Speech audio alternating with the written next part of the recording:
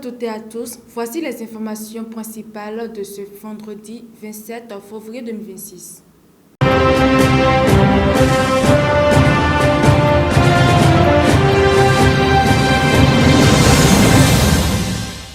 On démarre en Afrique. En RDC, Martin Fayulu propose un dialogue national inclusif. En République démocratique du Congo, la crise sécuritaire à l'Est et les tensions politiques restent au cœur des préoccupations.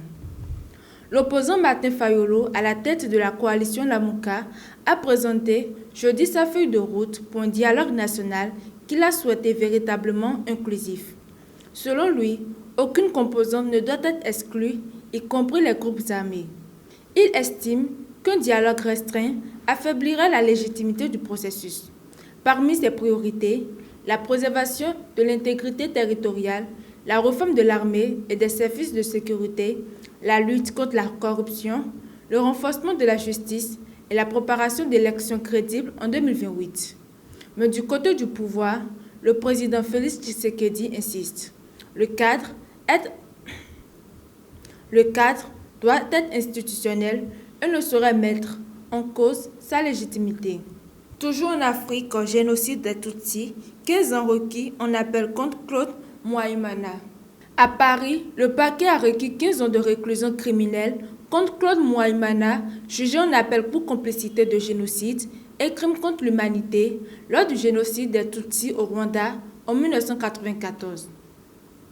Déjà condamné à 14 ans en première instance, il est accusé d'avoir transporté des miliciens interarmés sur plusieurs lieux de massacre dans la région de Kibuye et de Bisesero.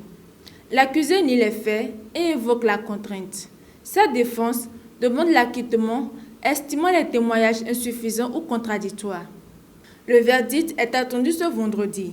Il encourt théoriquement la réclusion criminelle à perpétuité. Direction l'Asie, tension majeure entre le Pakistan et l'Afghanistan. La situation est extrêmement tendue entre le Pakistan et l'Afghanistan. Dans une série de frappes meurtrières, l'aviation pakistanaise a bombardé jeudi plusieurs grands villages d'Afghans, dont Kaboul et Kandahar. Le gouvernement pakistanais a déclaré une guerre ouverte aux autorités talibanes. Vendredi matin, des journalistes présents proches du poste frontière stratégique de Tokam ont entendu des tirs d'artillerie et des coups de feu. Les talibans affirment avoir mené des attaques de représailles contre les installations militaires pakistanaises et annoncent avoir pris plusieurs avant-postes. De son côté, le Premier ministre pakistanais assure que son pays dispose de toutes les capacités nécessaires pour répondre à toute menace. Les bilans humains restent impossibles à vérifier de manière indépendante, chaque camp avançant ses propres chiffres.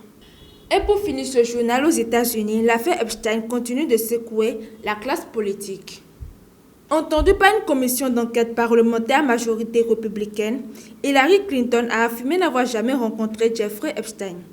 Concernant son mari, l'ancien président Bill Clinton, il a su qu'il ignorait les activités criminelles du financier. Mais l'ancien chef de la diplomatie américaine a contre-attaqué, demandant que l'actuel président Donald Trump soit aussi entendu sous serment au sujet de ses liens avec Jeffrey Epstein. Des élus démocrates réclament la publication de documents liés à des accusations graves visant l'actuel président. L'audition de Bill Clinton doit avoir lieu ce vendredi. Voilà pour l'essentiel de l'actualité de ce vendredi 27 février 2026. Merci de nous avoir suivis.